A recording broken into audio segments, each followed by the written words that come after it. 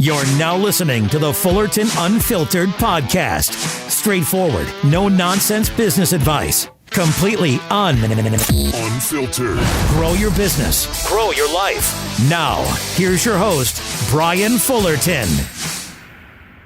Hey, what's going on, guys? Well, welcome to another episode of the Fullerton Unfiltered podcast. It's your host, Brian Fullerton here, hanging out with you guys. And today we have a guest interview for you guys, something a little bit different than just the standard solo show. A lot of you guys love the guest interviews where we bring on guests from all walks of life with small businesses, large businesses, up north, down south, and everywhere in between. So we have a good guest of the show. His name is Jeremiah Jennings. And Jeremiah and I have been able to get to know each other a little bit over these last few weeks and months, and actually did a coaching call, which was really exciting. And so I said, hey, Jeremiah, I said, you got a really unique story, a fun story, and also can relate to a lot of our friends down south. I said, so let's circle back and get you on the show, man, if you want. And you said, sure. You were like, okay, let's see what happens, you know?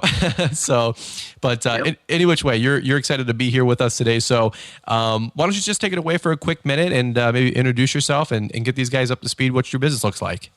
Yeah, Brian, thanks. Thanks for getting me on here. I am Jeremiah Jennings from Growing Green Landscapes. We are based out of Central Alabama. We're in the small town of Trussville. We are mainly a lawn maintenance company. We strictly stick to the maintenance and the landscaping side of things. We don't do any hardscaping, but we have made lawn maintenance our niche. I found that I don't want to vary out into a lot of different things. I like staying small between 2 or 3 different things that I like to do and just get really good at them and become really profitable at them. But anyway, we are just a 2-3 man crew. I am going into my 3rd year in business. I've been in the business for about 5 or 6 years. I worked in the business that I own now for 3 years, and then I bought it 3 years ago. So we are, like I said, we're in our 3rd year. It's actually a funny story how this whole thing got started. I took a business over that I bought, and we had about 25 clients, but it's actually like a 40-year-old business. So everybody asked me, like, how did you get so big over a year or two? Well, the guy that I worked in it with bought it from a guy in our church. He's in his probably late 70s now. And he started it 30, 40 years ago and just did it on the side. He did real estate and drove trucks and stuff, but he did it on the side and built it up pretty good. He did a lot of dirt work and sod laying and stuff. So he passed it on down to one of my buddies that I worked with in high school. And so we worked together, and then my buddy was ready to get out of it. So I said, hey, well, I'll take it over, and I think I'm going to run with this. So I bought it from him 3 years ago, and I just put a lot of time and effort into it. I started out with about 25 accounts, like I said. And as of today, we're at about 85 residential accounts, and we do two HOA common areas. So we've grown it quite a bit over the last couple of years, but I've just taken it and said, hey, we're going to go and do what the Lord blesses us with. So it's just been a joy and a fun ride up to this point. And I recently got into the landscaping community over the summer, just like the social media side of things. I didn't even know it existed. Amen. It's crazy. And once you're in it, you get sucked in, and it's like, man, how do I live without this? But yeah, you know, it took us a while to get into it, but now that I've been into it, I've really enjoyed listening to yourselves, listening to Caleb Ballman and Stan Genetic, all these Spencer's Lawn Care. Y'all bring a lot of value to a smaller company, so it's just fun to sit back and listen to y'all, and especially y'all that have been in it for 15, 20 years. I mean, Amen. These people that started a long time ago, and it honestly gives me a little bit of, I don't know what you could say. I guess you could say like push to work harder, because I see what it took y'all so long to do. And with the resources we have now, there's no reason for us younger dudes. I mean, I'm only 21. Yeah. So there's no reason for us to not have $150,000, $200,000 business right now because of the value that y'all bring to us. Well, that's awesome. But man. Anyway, took that and expounded on it, but that's about where we're at right now. No, I mean, there's a lot there that I want to, just unpackage and just kind of hang out here for a little bit. I mean, most of the guys right now, Jeremiah, that are coming together and listening to this podcast, they're going to be hanging out with here for a little while too. They're mowing grass and maybe this time of year getting their spring cleanups going or their first couple cuts, of the season. So we got a little bit of time, but again, you have a unique story of, purchasing a business from a friend who purchased the business from another guy. And and now you're, like you said, 3 or 4 owners or generations deep in this thing. And I just thought it was kind of a unique story to share. And again, we talk fast up here, up north, and I get a lot of comments from my southern friends. They're like, "Hey, you got to slow down, talk slower. You sound like a salesman all the time." And I'm like, "Hey, that's just how we talk up here in the north, And it's funny because you were saying that you live like 5 minutes down the road from Jason Creel, who is just a really, really great guy, especially in the fertilizer and weed control business. And if you guys don't know Jason Creel, look him up on YouTube. But we were just hanging out with him a little while ago in Tampa, Florida, him and his wife, Tracy. And they're just like honest, down to earth people. And they're not talking fast city slickers like we are up here in the north. Amen. So, so here's what I want to do. I want to expound a little bit more on your story and kind of hang out here for a good half hour. And again, I love getting, other folks on the show than other just, than YouTubers and Instagrammers. You know what I mean? It's they're all great people, but I don't want to overcredit them or discredit any of those guys. But there's so many of you guys out there listening into the show that have a couple $100,000 a year business or, a couple $1 million a year business. And that's what I want to mix more in this season with the podcast, is getting some more of you guys on the show. And there's no prerequisite. You got to have a certain amount of followers on Instagram or followers on YouTube. That's not the case with any of our content.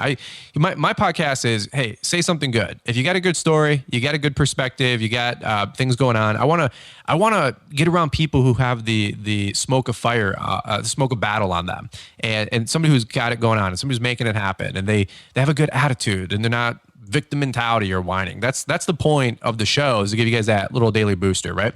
So let's do this. Little long prelude here to introduce Marty, Mr. Producer, but the guy who's always got the smoke of battle all over him and always making this thing happen Monday, Wednesday, Friday for you guys is Marty, Mr. Producer. Let's kick it over to our show, sponsors, our show announcements, and then we're gonna come right on back and hear a little bit more about Jeremiah's business. So hang tight, and we'll come right on back. Here's Brian Fullerton talking about one of the benefits of purchasing the postcard designs from entrepreneuracademy.com. Hey, I don't want you guys to have to spend 10 hours trying to get these things designed and all that back and forth, especially if it is during the busy season. Your time is valuable, and so is your money. If you buy 2,500, you get 500 extra cards for free. If you buy 5,000, you get an extra 1,000 for free. So that's some of Brian's discounted rates that you're getting. That's Samantha Heald from Postcard Mania, who is Brian's preferred printer for these proven marketing pieces. Buy the design from Entrepreneur Academy. Email up Samantha and her team. We have a direct link and contact info to reach out to them. And if you guys take that design, that PDF art file, Samantha and her team will make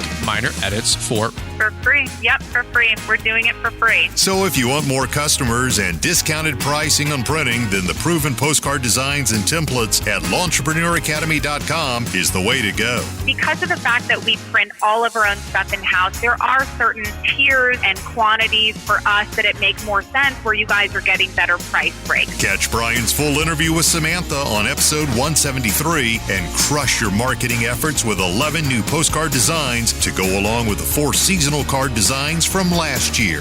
L'entrepreneuracademy.com. Ballard Innovative Products is a full line of gear for the lawn and landscape professional. From mower gear, safety gear, trailer racks, equipment securement, equipment servicing tools, aerators, mower blades, X-blades, aluminum baggers, and much more to make you efficient, effective, safe, and profitable in the field. Check out Ballard-Inc.com to help dominate and elevate your business. Ballard Innovative Products. With over 20 years of selling accessories and 30 years in the business, we're sure that we've got something you can't live without. We appreciate the support and look forward to serving you this season. Stay safe and keep grinding, friends. And don't forget to use Brian's 10 to save 10% at Ballard-Inc.com. Hey guys, Paul here from the Green Industry Podcast to remind you that when the water goes up, the boats go up. You're listening to the Fullerton Unfiltered Podcast. All right, good deal, guys. Well, let's kick it back over to Jeremiah. So, Jeremiah, you said that you were working for the guy that you bought the business from.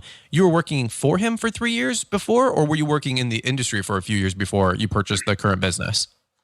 No, I was actually working with him. I was homeschooled in high school, so it gave me the ability to kind of work my own schedule, and it freed up my time a lot. So I was able to work in the landscaping industry. But most people that go to public school or private school, they're in school 5 days a week. But I was able to do my school in the mornings and then go to work later on in the day. So Yeah. Freed it up, and I worked with him. He was a few years older than me, but I worked directly with him for him. Okay. So you were working, doing lawn care landscaping, what, like 15, 16, 17 years old, or what was that story about? Yep. About it. As soon as I got my driver's license, I was kicking it. That's awesome. It's something I've always enjoyed doing. I can't sit in an office all day. Yeah. No, it's amen to that. I God bless those people that do. It's always funny though. When I'm on my lawnmower in July and August, I'm like, man, those folks in the office, they got that air conditioning. They're probably living the dream, And then, I know, right. So many of those guys though, I've talked to them and they're like, man, we always see you guys pull up with the lawnmowers and we wish we were outdoors, enjoying the sun and the fresh air, So, what do they always say? Like the grass is greener on the other side. But so I don't think there's any perfect answer there. But okay. So let me ask you this about purchasing the business, because I get a lot of guys that always want to know, hey, should I start my own business? Should I purchase a pre-established business? I got a couple tips I can give too, maybe, and we can just kind of banter here for a little while. But what was the story about you purchasing the business from your friend? Was he just graduating to a different career, or what was his reason for getting out, and how did that whole conversation come up with you purchasing it off of him? Yeah. So, like I said, I was in high school. I think he is 4 or 5 years older than me. So he was in college at this point. He was just starting. He was mainly doing it to pay his way through college. Oh, okay. He had been in it since he was 15, 16 too. So like working the same way I was. And then he bought it from the previous owner. Mm-hmm. And he just really wanted to do it to pay his way through college, which he did. It's great that he was able to get through college with no debt, and he worked his butt off and did it. Yeah. But absolutely. Anyway, that's what he did. He was just doing it to work and pay his way through college. So when he was in his senior year of college, it was just getting too much for him. We had, I think we were doing probably 35 or 40 yards, but like I was saying, we were both in school. I mean, I was still in high school. He was in college. So it turns out to be a lot when you both have full schedules.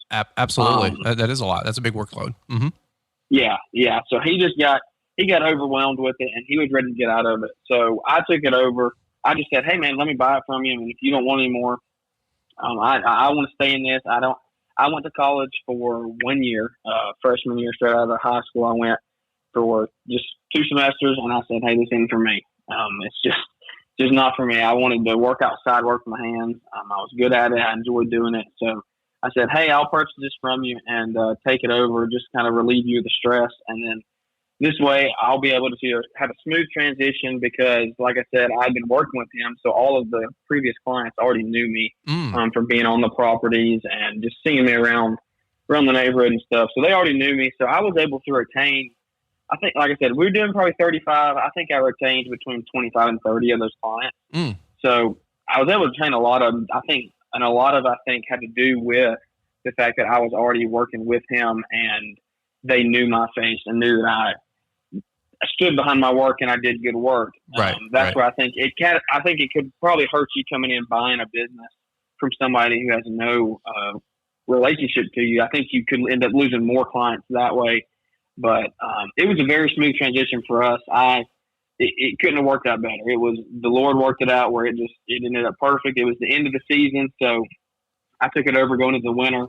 We did our winter maintenance stuff, just leaves and pine strong stuff, and then hit it hard going into the spring with, like I said, about 25 of those recurring customers. So it worked out really well. That's awesome. That's all. Now, if you don't mind me asking, and you can say as much or little as you want, so don't feel obligated. But did you purchase it as like a lump sum, with the clients and the equipment, or did you like, hey, well, the equipment it's worth on its own $10,000, whether I buy the business or not. And the customers, they're potentially worth this or potentially worth that. That's the biggest question we always get, and everybody's story is different. So I'm just kind of curious. Did you just lump it all together, like, hey, buy the business off me for $15,000, or again, share as much or little as you want. Don't feel obligated. No, for sure. So it's actually a funny story. Really, neither of those. What happened was I decided to buy it. Well, like I said, I was 18 years old, so I didn't really have much credit built up at that point. Mm-hmm. So I couldn't go out and get a $25,000 loan and say, here, I'll write you a check for this. Right. So what we ended up doing was I paid him for the yards. I paid him a set price and said, this is the percentage of it. We agreed on a percentage, and I paid him that. Well, at that point, I didn't have any of my own equipment.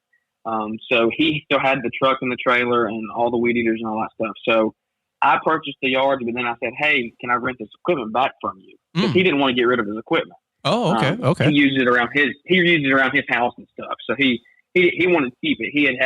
It had paid for more than what he would have gotten out of it. Right. He had more into it than what he would have sold it for. So it was worth more to him, is what I mean by that. Yeah, but anyway, I rented it back from him, and I rented it for probably about, I don't know, it was a truck, a trailer, all the weed eaters, and a lawnmower. And I rented it for probably 3 months. Wow. And at that point, I said, hey, I'm going to go buy me a zero turner. So I went out to John Deere, and I financed a 0% interest financing, got me a zero turner, and I started with that. And just kind of worked my way up. I went and got a $1,200 utility trailer. Mm-hmm. And so at that point, all I was renting from him was the truck. So I kept on working, kept on digging. And by the end of the year, I was able to go out and finance my own truck. So I was able to give him all of his stuff back and be totally on my own. I did have to go get some loans for the truck and the lawnmower, but it was one of those, like you've talked about before, it's one of those bottlenecks in business that if you don't do it, it's never going to take off. Sure. I could have made enough money with doing what I was doing and paying him rent to build up enough capital, maybe 5 years down the road, to pay him for what I needed. Yeah. That's really cool. I when you were like neither, I'm like, ooh, this is a good story. That I love to hearing the good stories, Well, it kind of reminds me of Paul Jameson with the Green Industry podcast. And by the way, I gotta circle back to what you said, Jeremiah, with finding this whole like online social media community. Like, I was actually just doing a coaching call before we jumped on the podcast here with a young guy named Tyler, and he's actually like late 20s, but he works at an equipment dealer, but he's looking to go full time because he was saying that all the guys that come in are always constantly talking about how much work they're turning down in his area. Mm-hmm. And he's like, wait, what? And like, yeah, I'm turning all this work down. And so he goes, well, I'm not unhappy at the equipment dealer, but he's like, I'd rather run my own business. And he's done it on and off for, last decade, but he wants to go all in with his own business. Well, he said the same thing. He's like, man, thank God for so many people that are putting out content on YouTube and social media and the podcast. He listens to the podcast, so hopefully he's out there, and shout out to Tyler. But dude, you're so right. Like it's just so cool to hear all these different stories, because how would you know otherwise? And so when you were saying like you financed or rented, I should say, the truck, the trailer, and the mower, like I didn't know that would be a possibility, right? And our friend Paul, when he got started in business, that was kind of his startup story. He said he called a realtor. This house is looking scraggly. She said, well, how much to mow it? Thinking he's like a lawn care guy. He's like, I don't even have a business. But he was like, yeah, $50 or whatever he said. And his buddy, was moving or out of town or something like that, or went to Hollywood or something he was talking about once. And so Paul just said, well, hey, I'll use your equipment, rent it from you, and use your own equipment while I get my business going. And then, Paul eventually bought his own equipment. And it's just called like being resourceful. And that's just such an awesome opportunity that you came up. Did you come up with that own thought, or how did you know to do that? It was totally just on my own. I was like, hey, man, this is going to be the best option. It's going to get me in it the quickest and just keep me able to keep making money. Yeah. I actually, at that point, I wish I would have known about the landscaping community then. I didn't know anything about it. Like I said, I didn't discover the social media side until this past spring. So back then I was totally on my own, but I just came up with it. I was like, hey, I'll be able to keep working this way and keep making money and keep just working towards my end goal, which was owning my own business. Yeah. Well, you know what that is, right? That's that homeschooling. So yeah, that's right. That's right. We get made fun of a lot, but it turns out pretty good in some areas. I'll tell you straight up, man. Liz and I are going to homeschool. We fully expect our kids to kind of twitch a little bit when they're 18, but I'm just having fun. But so many guys listening in grew up homeschool, and I just sold a piece of equipment to two young guys. They young guy, he's a homeschooler, and he's like, yeah, we grew up a little bit faster, but he goes, but we don't regret a single thing. Like, and he said the same thing you did. Like every day they were done with school, if you will, at like 10, 11 a.m. And then they just were part of the family. Like they learned a lot of stuff and real life experience. And I'm just having fun.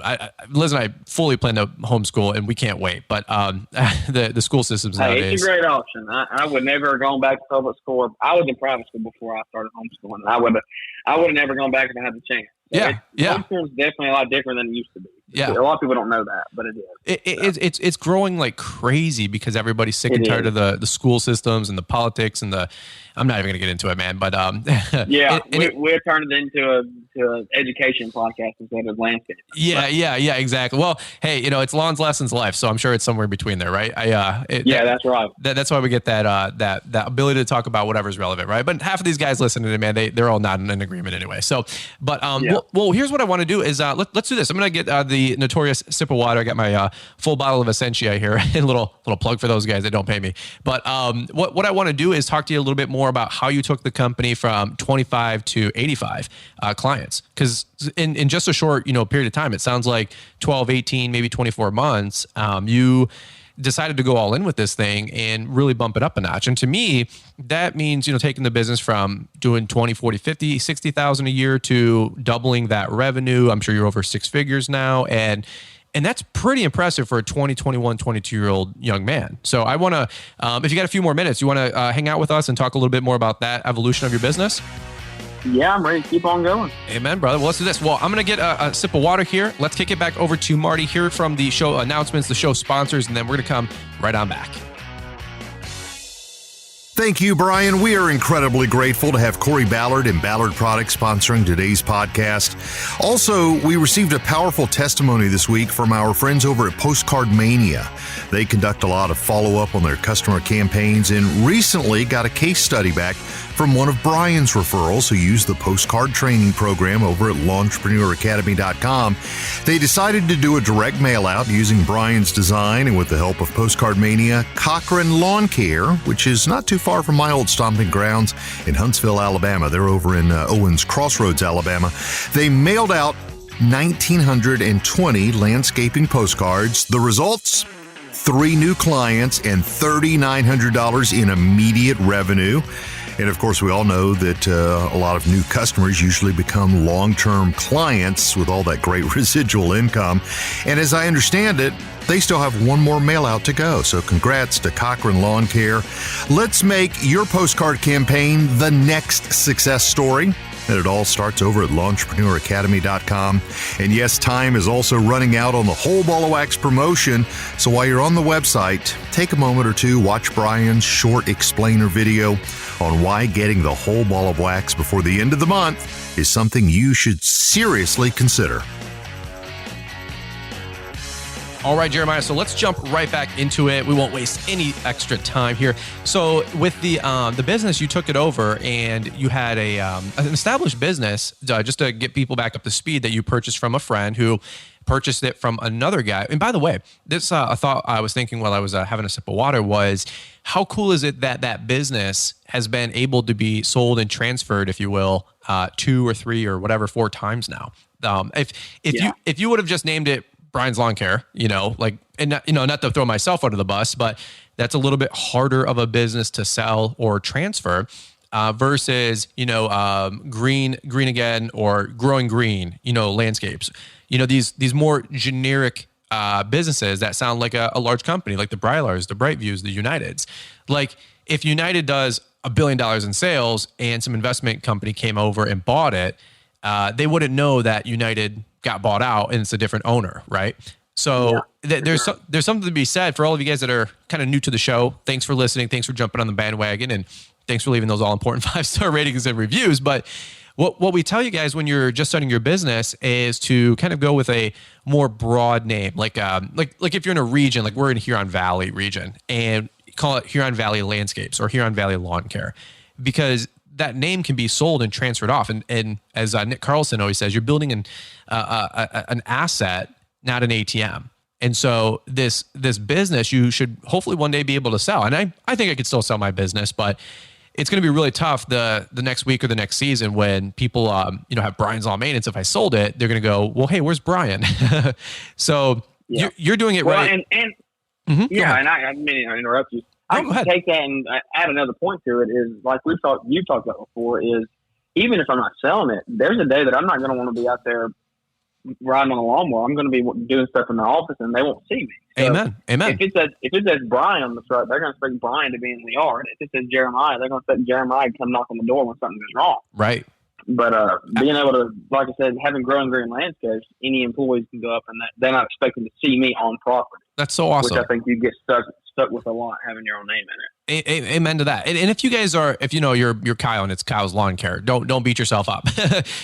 Absolutely. So you know, but if you guys are just getting started and maybe it is Kyle's Lawn Care, well, if you're in your first 2-3 years, you can still kind of do a hard turn, a hard pivot. You're not going to really lose anybody because you're such a fresh business anyway, but maybe evaluate, a small name change and make it more broad based on a region or your area, or your county, your city, just a quick fun tip while we're here. I didn't want to gloss over that because I think that's a really cool opportunity that you had there. And I think something that probably really helped in that transfer of that business. So, okay. So once the business got transferred to you, what was your thought process? Where were you at? The business had 25 or 30 customers.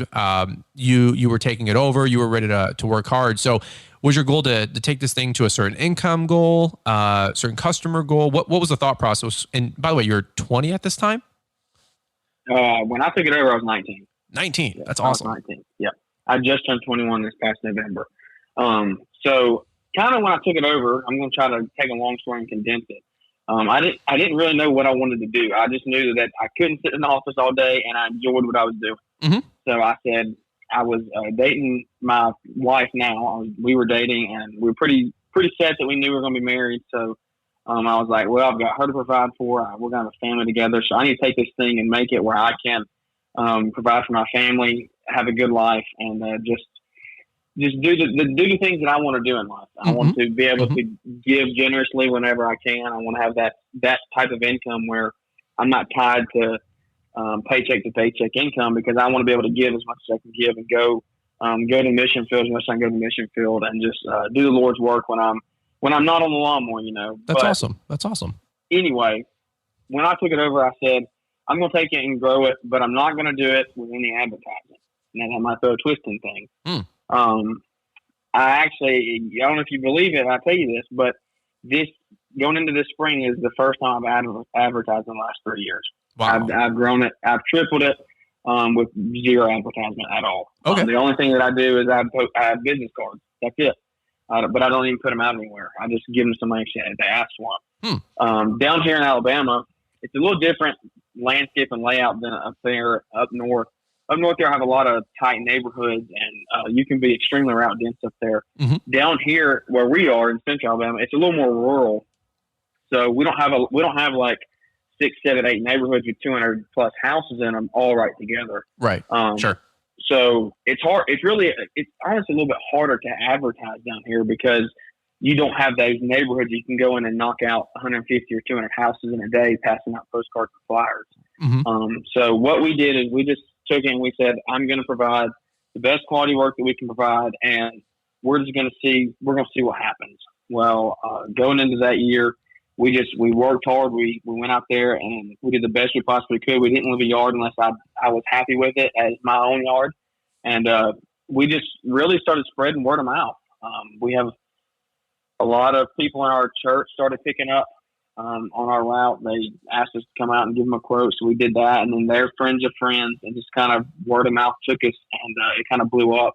I will say I joined a networking group this past year. Okay. And I was able to get a few yards out of that, but I've done it with pretty much zero advertising, just strictly word of mouth and just proof of work, just doing a really good job when you're out there. Well, hey, I'll tell you what, word of mouth is the best form of advertising. They always say. That's right. And so many people, lose sight of that. Like, what's the best way of marketing, postcards, yard signs? I'm like, yeah, all the above. But, for me, it's having that positive press where imagine if you have 10, 20, 50 customers and they're talking about you all the time, to their neighbor when they were doing a little backyard barbecue, and they're like, hey, who does the lawn here? You guys have a pretty good job, good lawn. Oh, we have Brian. Oh, we have Jeremiah, I love having those people be advocates of my business, and constantly spreading the word. And those people you don't even know, but they're, making good conversation about you behind the scenes, and that adds up. And that's where you get that endorsement. Those customers are like, hey, you got to go with my guy. You got to go with Jeremiah. You got to go with Jeremiah, and that's what you're looking for. And how do you get that? To me, the prerequisite is doing hard work, doing good quality work. and making sure your customers are happy. What's some of the things that you think have been the direct reason your customers are referring you so much? Is there anything in particular that stands out, or just quality of work you guys do? I really good quality of work, but one thing I pride myself in is I'm not going to pull up on a yard and look like I just got out of bed. Sure. Yeah, we obviously work outside. We're gonna get dirty and stuff, but you need to present yourself well. Mm-hmm. We're not gonna wear a suit and tie up to a yard, but you need to be dressed in either a nice T-shirt with a logo on it or polos. I mean, polos give you a really good sharp look. But I think that's one of the biggest things. And when I'm out in public, I try to just present myself as if I am a professional in this industry, and I want to be looked upon that way. I don't want somebody to see me that down the road that just sees me in an old cut up T-shirt and shorts and Crocs, and they think, why is this guy in my yard when I'm not at home? Sure. So I really want to present myself professionally, because people see you when you don't see them.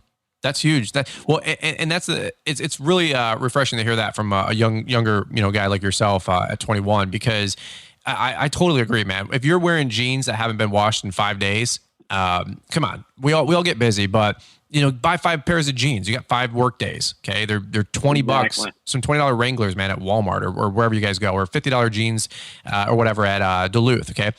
That's something that speaks volumes. And same thing, if you got like the high vis yellow or high vis orange shirts, and we're all doing the little chest wave, to clean our hands off, right? Well, those shirts get caked, they get dirty. So wash them regularly. And outside of that, buy new ones, buy new ones every year. It's $200, money well spent.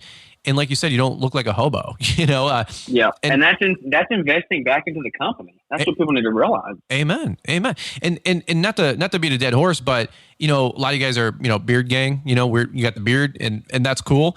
But keep it kempt. I mean, keep it trimmed up. Go get a beard shave, go get a beard trim. I mean, it's $5, $10, $20 and wear a beard, but don't look like some crazy hillbilly out there, man. That's it just, oh my God. If somebody comes up to me and they look unkempt, and right or wrong, we've all heard like first impressions are everything.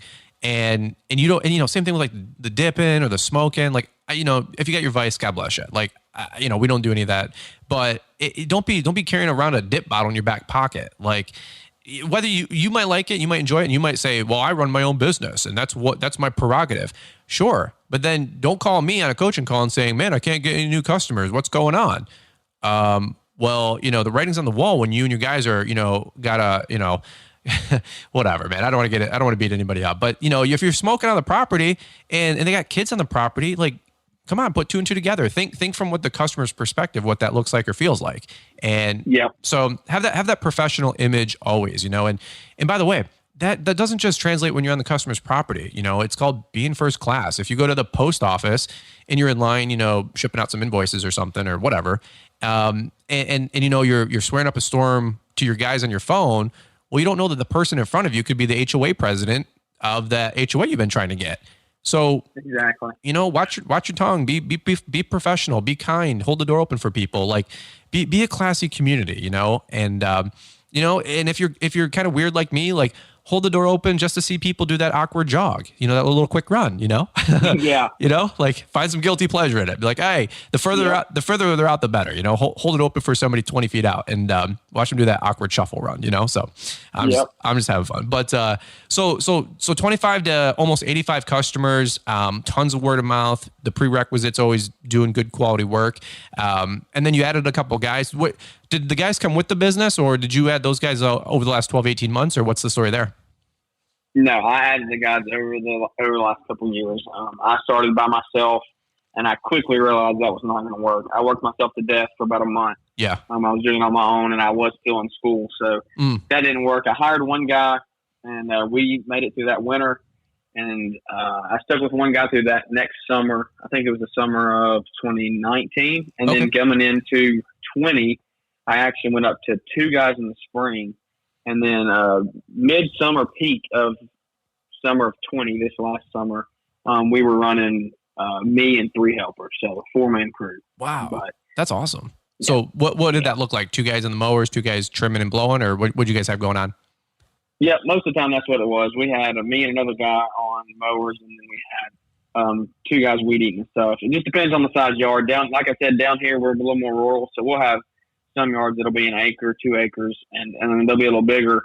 So everybody gets shuffled around and just do whatever needs to be done. But yeah, generally it was 2 on the mower and 2 on the weed eaters. That's awesome, man. That's really, really cool. Well, let me ask you this: you got it going on. Things are growing really well. Let me ask you this: what's the biggest lesson you think you've learned over your 3-year career from purchasing the business to get it where it is today, and thinking about the guys listening in and just trying to help them out and pay it forward a little bit. And I know you're not a hero or a finished product. You're super humble, but any glaring tips or anything that's really helped you grow, double, and triple this business over the last 36 months? I mean, I don't want to beat a dead horse either, but it's kind of just what we've hit on. Just get out and work hard. I know that I kind of got a golden egg. I didn't have to start with a push mower in the back of my car. I was able to purchase the business and grow it from already established customers. But one thing that I've learned is you're going to work. You don't get what you work for, and that's when you get out and work hard every day, and you get home. You work those days. You get in at 5:30, 6 o'clock at night. Mm-hmm. You're like, man, this is tough. But 2-3 years down the road, you're gonna look back and say, wow, that paid off. Like you said, I made the 6-figure goal this year, and that was a huge goal for me. It's not that I'm anything. I mean, I'm nothing. There's 7-8-figure companies out there that are doing way bigger than I am. But on my small level, it was like, wow, I saw the profits of just getting out, working hard, being faithful to the Lord and everything that we do. I'm a Christian. I know you're a Christian. You talk about faith on the show a lot. Yeah. Just be faithful with what the Lord gives you in the little things, and He's gonna bless you. I know you've talked about tithe. You had that preaching sermon on here before. You talked about tithing and stuff. Yeah. If you don't tithe when you have 25 yards, why would the Lord give you 75 or 80 yards? That's good. That's good.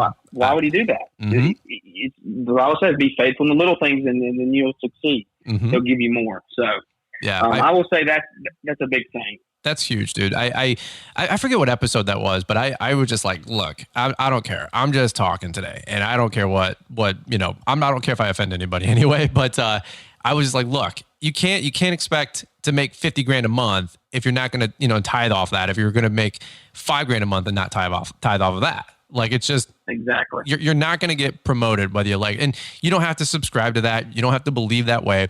And if you don't believe that way, that's fine. I didn't for a long time until, a decade ago. But I will just tell you what I've noticed works personally for me is that the more I'm a steward, the more I'm obedient, the more that I honor God with what He honors me with, then things kind of work out a little bit better when you're not doing it on your own power. And exactly, it really is. Exactly. It really is cool to be, have Him as your business partner, and you be, His partner, if you will, in life, in marriage, and business, rearing children. That's the next chapter of my life, and it is really, really cool to hear. The success you've had. And I think you are on the right track. I think, you're doing it right. And that's why you've been, like you said, richly rewarded. And I find a lot of encouragement when people, strip away all the noise. It's like, well, why are some people successful? Why are some people aren't? Well, when you just kind of slow down, you just start being observant, you just kind of realize like some people are prospering, and prospering doesn't just mean wealth or finances. It means they're winning in life. And I'm not, saying anybody's winning or anybody's losing. I'm just saying, look around, find the people that are winning and they're joyful and they have great marriages and, their income's growing and going up and their businesses are prospering. That's always the exciting stuff, man. So, so kudos to you. Let me say one more thing. For you, before you go on to the next point. You asked if there's something that I've learned. One thing that I have learned, I know there's a lot of young guys starting out. I started out young, but put yourself in good company. I was 19 years old and hanging out with 25 and 30-year-olds. I didn't hang out with very many people my age at all. And I looked a little weird when I was 19, and all my friends were like, what are you doing hanging out with those old people? Sure. You learn a lot from the older generation. And I'm calling you the older generation here, but even guys that are 30 and 35 and even the 60 and 70-year-olds. That's the guy that started this business. He's 75 now, and I would have on the regular conversations with him about what he did and how to do this and how to do that. And just put yourself in good company, especially when you're young. Don't act like you know everything. Amen. I don't care how big your company is. If you're doing $250,000 in business, don't act like you know everything. Yeah, you're making a good paycheck, but it doesn't mean you know everything about life. It doesn't mean you know everything about everything. So that's one thing that I'd hit on. That's a solid point, man. I forget who did the quote, but he said, "All I know is that I know nothing." So I forget who did the quote. Maybe one of you guys can look it up and shoot me a message on Instagram. But you're so right. Like, look at Troy Clogg, look at Corey Ballard. Look at some of these guys. Nick Carlson. They're 30s, 40s, 50s. Some of these guys, and that wisdom is huge. And I don't know, every time I get around somebody who's a little bit older, when I was younger, I'm like, hurry up, man, like spit it out, and the older I get, the more I want to hang out with the older guys and just like get around them. And sometimes they talk slow and they only like say a couple sentences, but the older they get, they have more wisdom. They say two sentences. Exactly. What they're saying in those sentences mean a lot. Yeah. And then guys like me in the 20s and 30s, we talk a lot and say very little, you know what I mean? So, Socrates, that's the guy who said that. Great philosopher. Is that right? There you go. Socrates. I love it, man. Well, let me ask this. We kind of did this with the best lesson learned, if you will, but open mic. Any other pearls of wisdom that you want to give these guys? But if not, this was a fun show, and I think we got a good amount of this out. Maybe we'll get a little recap, mid-season recap with what your business looks like in June, July, August, or something like that. But this has been fun. But any open mic or anything else you want to leave these guys while we got you? Yeah, that would be good. I would love to get back on here in the season. There's not really much anything more than we've talked about. Just guys, just work hard, get out, and do your best to just present yourself very well, work your butt off, and you're going to end up doing very well in life. And if you got a beard, keep it like Paul James. Nice and tight. Amen to that. I love it. All right, man. Well, good deal. Well, a lot of you guys might find some common threads and familiarity with the episodes. We're talking about there's no secret. There's no silver bullet. It comes down to hard work. It comes down to grit. It comes down to, like you said, putting a team around you and having some good thought process out there. And that's what we hope to do with this show. And we do try to deliver Monday, Wednesday, Friday, and keep it fresh, keep it upbeat. And besides our show, there's Britt Dow with the Lawn Care's Leader podcast. He's doing the same thing. Julio Tomei with the Lawn Care Business Success podcast. Paul Jameson, Green Industry podcast. And honestly, another dozen podcasts out there that, Caleb Allman just started the Kid Contractor podcast. Naylor's got a podcast.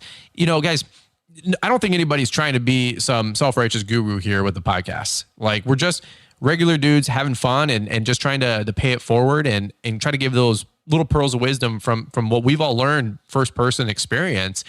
And it's just really cool to see this community coming together and trying to encourage each other. And by the way, thank you to all of you guys sincerely who share the show with another friend, with another lawn care bro, with your employees. They're not going to listen to the show and go run off and do their own thing. Okay. It's not how it works. But I will tell you what, if you want your employees thinking how you think, maybe tell them, hey, listen to the show. Let me know what you think. Or I just heard this really cool thought, and they might get turned on to the show. So we just really appreciate you guys sharing the show. We're in the top 50 and 100 all podcasts, and we don't take that for granted. And it's all because of you guys. And if you're new to the show, if you guys are enjoying any of these episodes and you're finding any value, I only ask one thing. Just reciprocate by leaving us that 5-star rating review. It really helps the algorithm and getting this thing some social proofing. We're almost to 1,000 ratings and reviews. How cool is that? And that's a personal goal for us to crush this summer. So, but you know what? Also, if you guys are enjoying the show and you got a unique story to tell, maybe you got some cool things going on, and whether you're 15 or 55, shoot me an email, brianslawmaintenance2007@gmail.com. Love to get some other guests on the show. We can't take everybody, so I'm going to do a little bit of vetting. So don't feel butthurt, if we don't get you on the show. Okay, relax. But there's so many of you guys that do have great stories and great businesses, and you don't have to have an Instagram or YouTube channel or, be some hero. We just want to help. We just want to encourage. We just want to motivate a little bit. And so if you got a good story to tell, shoot me an email. If you think it's worth telling, we'll banter back and forth and try to find a time and get some more of you guys on the show, right? That's my goal for this year, is just to get as many relatable stories on the show, just like we had with Jeremiah here. So Jeremiah, thanks so much for being on the show, brother. This was a really good time. And I think you're really going to help out a lot of people out there. So keep the hammer down. Hey, thank you, man. It's been an honor to be on here. Just super glad that we could hook up and get this going. For anybody out there listening to the show, leave those reviews, leave those ratings. Help pump Brian back up to the number one. Listen to these podcasts, not just his, but like he was saying, Paul Jameson, Green Industry. Listen to all these when you're on the mowers and stuff, and just fill your ears with wisdom, not some rock music with cussing at every other word. Amen. Put some value in your ears. But yeah, it's been an honor to be on here, Brian. Amen, brother. You betcha. Well, hey, you did a great job. You be proud of yourself. I know a lot of guys are going to get a lot out of this. Hey, by the way, where can people find you really quick? Instagram, YouTube, Facebook, just to plug it in case people want to catch up with you. Yeah. So we are actually the same on all of them. We have a small YouTube channel that we've recently started. Sweet. And we got Instagram and Facebook. We are just Growing Green Landscapes. It's on all of those. That's all we are, just at Growing Green Landscapes. Cool deal. Awesome, man. Well, you did a great job on the show. We appreciate you jumping on here with us. We're actually doing this late night evening. So if you guys are listening the next morning, rock and roll, and hope you guys are having a fun, productive day. But thanks again for taking the time to be on the show. You did a great job. And let's do this. Let's kick it over to Marty, Mr. Producer, who always does a great job, without fail, bringing you guys the Fullerton Unfiltered podcast Monday, Wednesday, and Friday. Every morning on those dates at 7 a.m., we are always here for you guys without fail. And again, we appreciate you guys partnering up with us on the show and supporting what we got going on and the show sponsors. So let's do this. Let's kick it over to Marty, Mr. Producer, to wrap it up. And we will catch up with you guys here on the next one.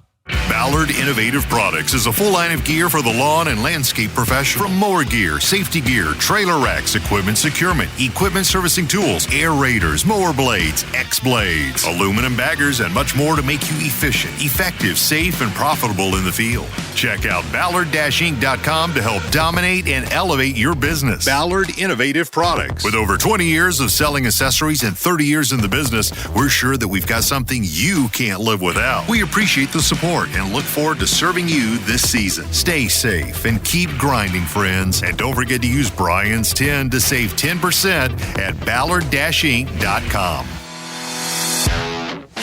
Thanks for taking the time to listen to the Fullerton Unfiltered podcast with Brian Fullerton. We hope you enjoyed this production. If so, please consider leaving us a 5-star review for the show. While the techniques and ideas presented here are designed to help you grow a more successful and profitable business, no one can guarantee these results for you. We want to emphasize that entrepreneurship is not easy, and the ideas presented here are just the opinions of Brian Fullerton and his respective guests. No one can guarantee success for you.